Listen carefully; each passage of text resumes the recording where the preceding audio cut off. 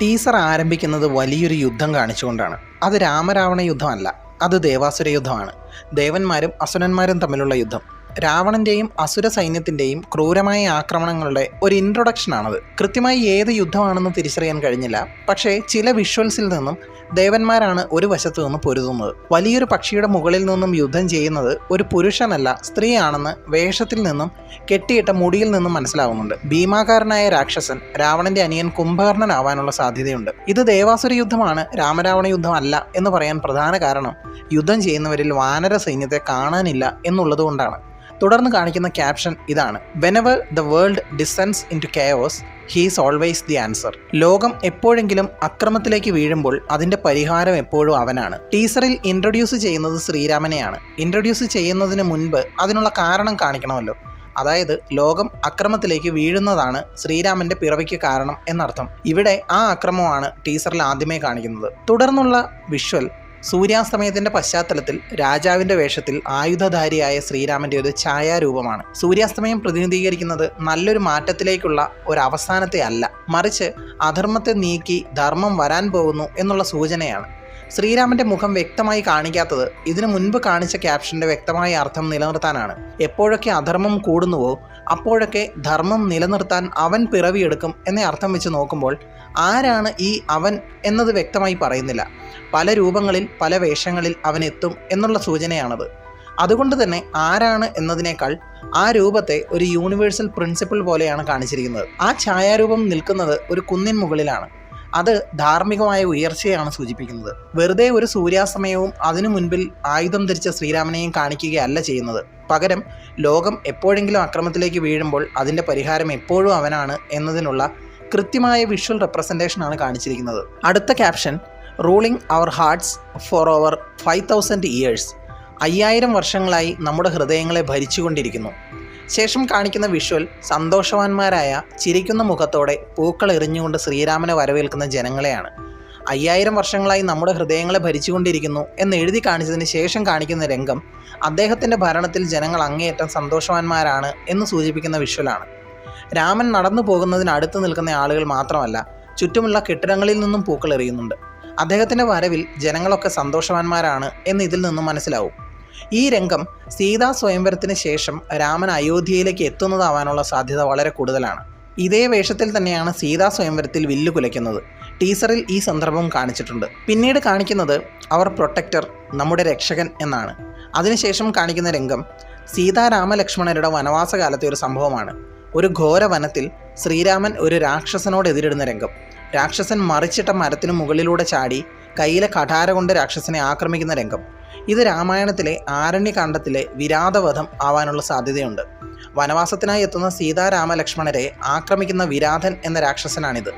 പോരാട്ടത്തിനൊടുവിൽ രാമനും ലക്ഷ്മണനും ചേർന്ന് ശരീര അവയവങ്ങളൊക്കെ അറുത്തുമാറ്റി വിരാധനെ കൊല്ലും. ദുർവാസാവ് മഹർഷിയുടെ ശാപത്താൽ രാക്ഷസനായി മാറിയ ഒരു ഗന്ധർവനായിരുന്നു വിരാധൻ. മരണത്തോടെ വിരാധന് മോക്ഷവും ലഭിക്കും. മലയാളികൾ ഫോളോ ചെയ്യുന്ന തുഞ്ചത്ത് എഴുത്തച്ഛൻ എഴുതിയ കിളിപ്പാട്ട് രാമായണത്തിൽ ശ്രീരാമന് കഠാര ഒരു ആയുധമായി ഒരിടത്തും പറയുന്നില്ല. അമ്പും വില്ലും വാളുമാണ് ആയുധം. ടീസറിൽ കഠാര കാണിച്ച കാര്യത്തിൽ സംശയമുണ്ട്. അടുത്ത ക്യാപ്ഷൻ: അവർ ഹീറോ, നമ്മുടെ നായകൻ. ബാലകാണ്ഡത്തിലെ അവസാന ഭാഗമായ സീതാ സ്വയംവരമാണ് സന്ദർഭം.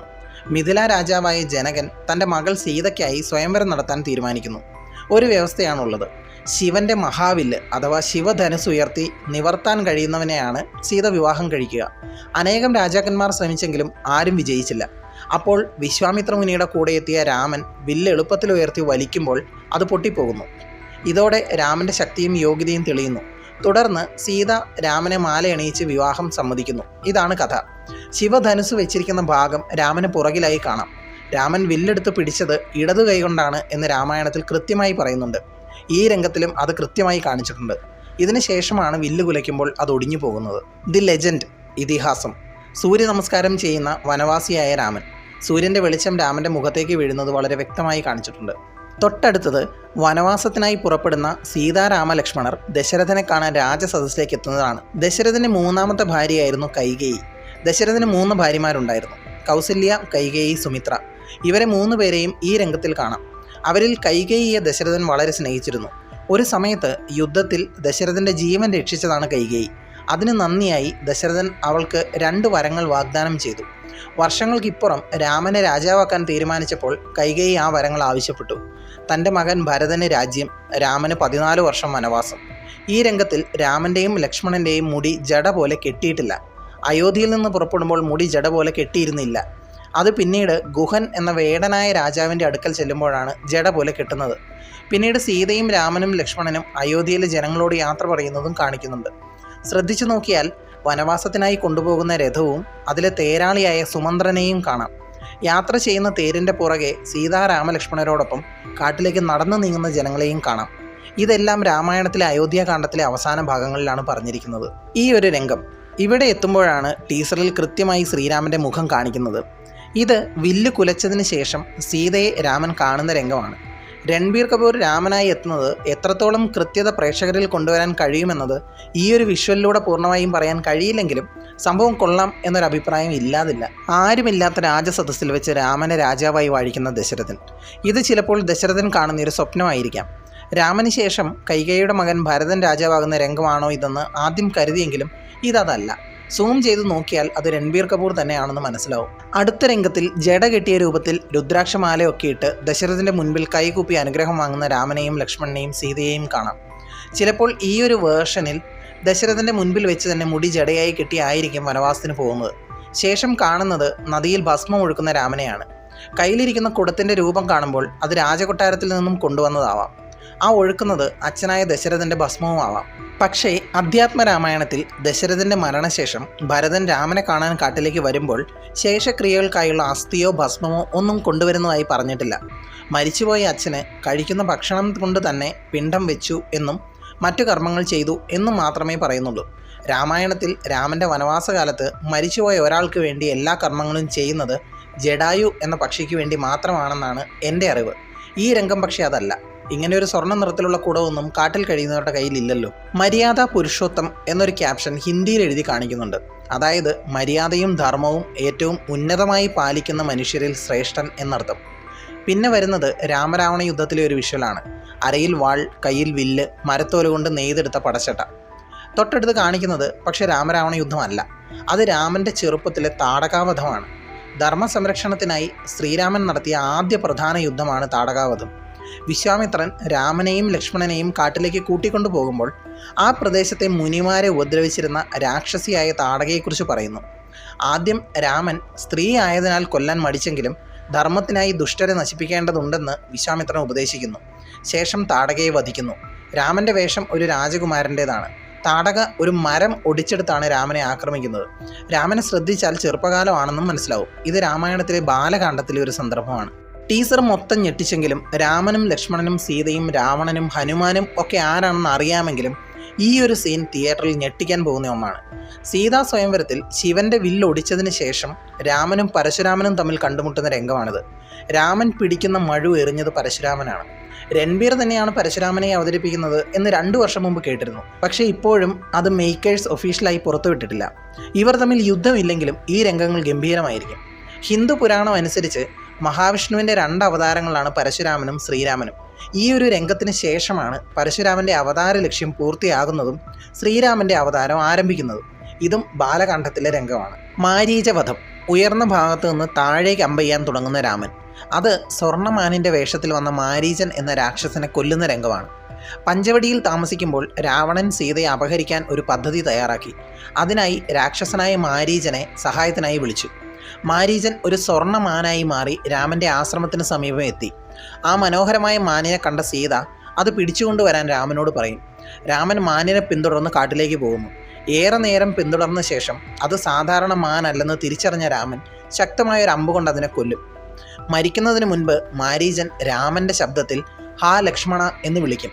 അത് കേട്ട ലക്ഷ്മണൻ സീതയുടെ അടുത്തു നിന്നും മാറിയ തക്കം നോക്കി രാവണൻ എത്തി സീതയെ തട്ടിക്കൊണ്ടുപോകും. ഇത് ആരണ്യകാണ്ഡത്തിലെ സന്ദർഭമാണ്. പിന്നീട് കാണിക്കുന്ന രംഗം രാമൻ ദേഷ്യത്തോടെ തൻ്റെ വാളെടുത്ത് ആകാശത്തേക്ക് ഉയർത്തുന്നതാണ്.